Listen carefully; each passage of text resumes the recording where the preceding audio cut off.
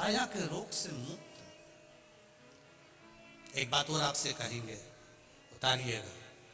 जिसके शरीर में सफेद चमड़ी पड़ने लगती है, चर्म रोग हो जाता है, या चेहरे पर आंख के पास में पूरा कालापन आ जाता है, उसको हमेशा याद रखना है, लाल चंदन का लेपन पीपल के पत्ते पर करिए।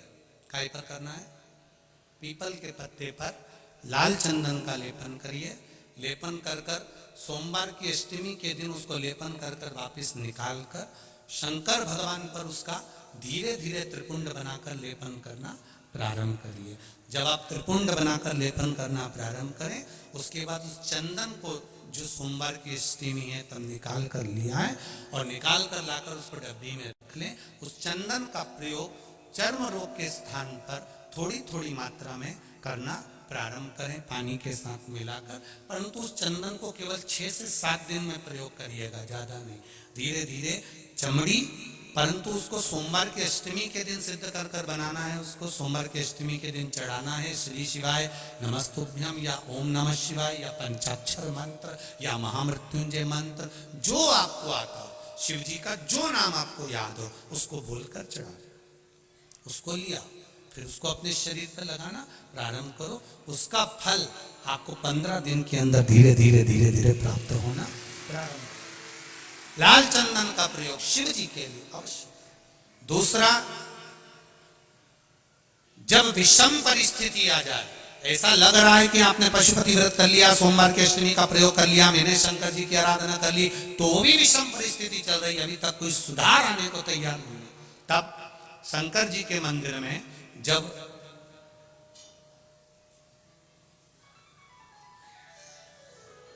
बेलपत्र चढ़ाने के लिए आप जाएं, तब प्रयास करिएगा कि बेलपत्र को, अशोक सुंदरी का स्थान सबको मालूम है ना?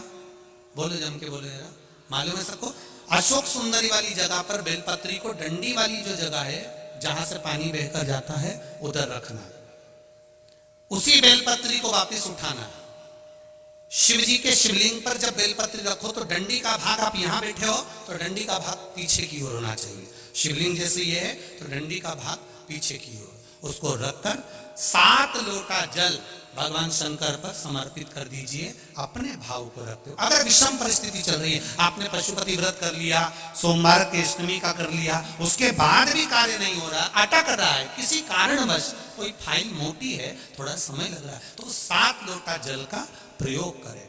धीरे धीरे 7 लोटा जल शिव जी को बाल्टी में भरकर ले जाएं अपने घर से।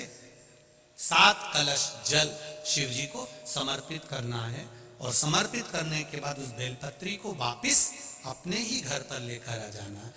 11 दिन 21 दिन उसको रखो, फिर उसका विसर्जन वापिस किसी नदी, सरोवर, तालाब या वृक्ष के नीचे कर दीजिए। बाबा हाथ पकड़कर बाहर निकाल ही देगा। परिस्थिति अगर बहुत अनुचित है, विषमता, बहुत विषम परिस्थिति में, उस जगह पर इसका प्रयोग कर सकते। शंकर भगवान को रिझाना, बेलपत्र का प्रयोग भगवान शिव को रिझाने का जो आनंद है, शिव को जो मनाने का आनंद है, वो एक स्वरूप ही अलग है, उसका एक स्वरूप आनंद है। शिव महापुराण की कथा कहती है, आप अगर विश्वास रखे हो,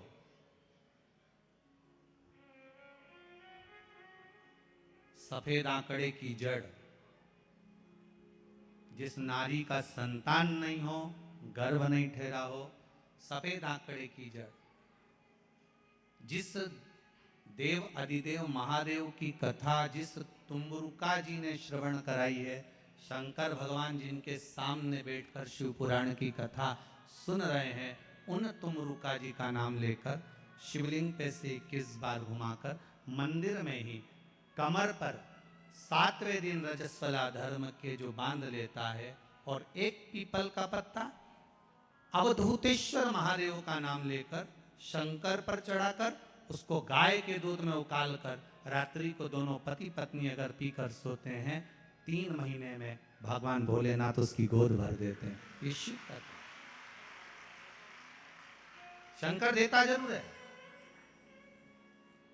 माता अंजना के यहाँ स्वयं शिव महापुराण की कथा कहती है, स्वयं शास्त्र वर्णन करता है, माता अंजना माता के गर्भ से संतान नहीं हुई। 42 वर्ष की माता अंजना हो गई थी और 42 वर्ष की होने के बाद भी माता अंजना के गर्भ से संतान नहीं थी। जब संतान नहीं हुई तब बार बार निवेदन करा महाराज केसरी से, तब नहीं संतान हुई तब अपने पिता से जाकर निवेदन करा, पिताजी गौतम बाबा से निवेदन करती है माता अंजना कि मेरे गर्भ से संतान नहीं, मुझे औलाद नहीं, क्या करूं? तब गौतम बाबा ने कहा एक पार्थिव शिवलिंग का निर्माण करो, मिट्टी का शिवलिंग बनाओ, उसकी पूजन करो। और माता अंजना उस मिट्टी के शिवलिंग के पूजन में ऐसी लीन हो गई, ऐसी लीन हो गई कि मिट्टी का शिवलिंग का निर्माण करती, पूजन करती। एक बार देवाधिदेव महादेव ने कह दिया, जाओ पार्वती जरा जाकर पूछो कि अंजना को चाहिए क्या,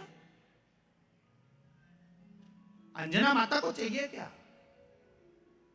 अच्छा, सारे देवताओं को सबसे ज्यादा टेंशन देवाधिदेव महादेव से रहता है, क्योंकि ये बिना सोचे बिना समझे किसको क्या दिया है कोई भरोसा ही नहीं होता। एक बार तो ब्रह्मा जी ने खुद ने कह दिया, साहब हमको तो इस्तीफा दे दो, हमको नौकरी करना ही नहीं बैकुंठ में बिल्कुल भी। तो भगवान विष्णु ने पूछा हुआ क्या? बस प्रभु, राजा श्वेत की अंतिम समय, प्राण छूटने का दिन, उसको यमराज लेने के लिए गए और देवाधिदेव महादेव वहां खड़े हो गए और क्या के लेके मत चले जाना, उसकी अंतिम सांस, और क्या के लेके मत जाना। और मेरा बेटा जब लाने लगा तो उसके प्राणों को हर लिया, यमराज ही मर गया।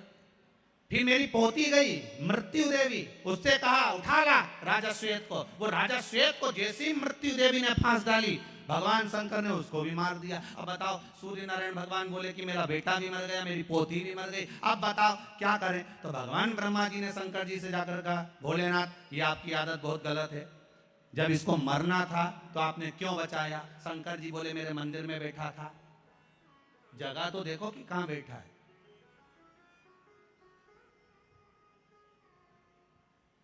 ब्रह्मा जी ने भगवान विष्णु से कहा हमको ये काम नहीं करना, आप तो हमारा इस्तीफा स्वीकार करो। भगवान विष्णु ने शंकर जी से कहा भोलेनाथ जी अब इनके बेटे को, सूर्य नारायण के पुत्र को और पोती को जीवित करो। शंकर भगवान करे एक शर्त पर जीवित करूंगा, जहां मेरा भजन हो रहा हो, जहां मेरी कथा हो रही हो, अगर कोई महामृत्युंजय मंत्र का जाप कर रहा हो, श्री शिवाय नमस्तुभ्यम जप रहा हो, शंकर का पंचाक्षर मंत्र नमः शिवाय जप रहा हो, शंकर जी कहते हैं उस समय पर मृत्यु उसको ना घेरे। तो इतने में सूर्य नारायण भगवान कहते हैं शपथ लेता हूं, संकल्प लेता हूं, जहां आपका नाम होगा, अगर पृथ्वी पर कोई मरने का भी समय आ गया तो पहले आपसे पूछा जाएगा उठा ले,